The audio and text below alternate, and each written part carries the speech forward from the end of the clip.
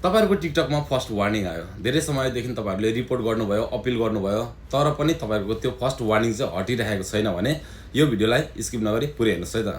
यहाँ कमेन्टमा पनि सोध्नु भएको छ, नमस्ते योगी सर, अकाउन्टबाट स्ट्राइक वार्निङ हटाउनै आएन, प्लिज भिडियो बनाइदिनु पर्यो भन्नुभएको छ। कमेन्टको लागि थ्यांक यू सो मच अनि नमस्ते।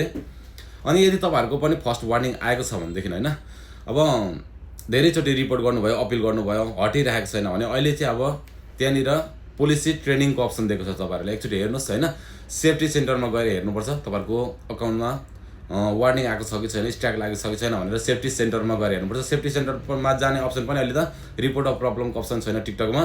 त्यहाँनिर हेल्प सेन्टरबाट गएर त्यहाँनिर सेफ्टी सेन्टरमा जानुपर्छ।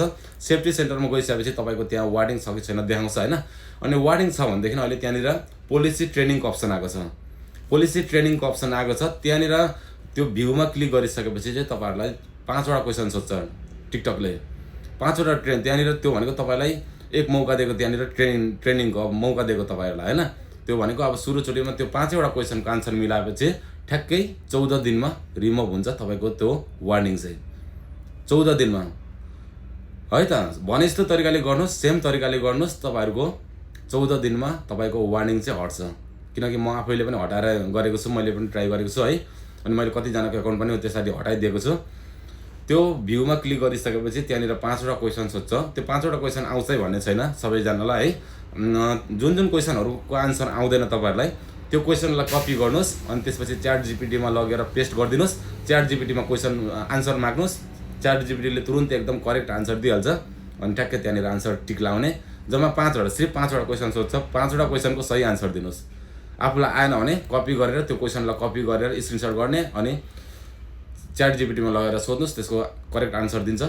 त्यसमा करेक्ट सबै 5 वटा क्वेशन मिलाएपछि अनि तपाईको त्यो ट्रेनिङ चाहिँ कम्प्लिट हुन्छ।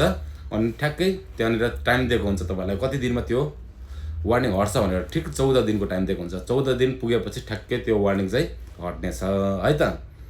मैले पहिला नै हटाइसकेको छु, त्यही भएर अहिले मैले स्क्रिन शेयर गरेर देखाउनु मिलेन, सकिएन हैन। तर सेम तरिकाले गर्नुस्, तपाईहरुको त्यो वार्निङ जतिसुकै रिपोर्ट गर्दा पनि अपिल गर्दा पनि तपाईको हटेको छैन भने यो तरिका अपनाउनुस् अनि 14 दिनपछि वेट गर्नुस्। तर क्वेशन चाहिँ एकैचोटि मिल्नुपर्छ है। 5 वटा क्वेशनको आन्सर चाहिँ एकैचोटिमा दिनुपर्छ। फेरि मिस्टेक भयो भने फेरि हुँदैन है त। ल यो भिडियोलाई सबजनाले रिपोस्ट कपी लिंक शेयर गरिदिनुस् ताकि अरूलाई पनि सबैलाई थाहा होस्।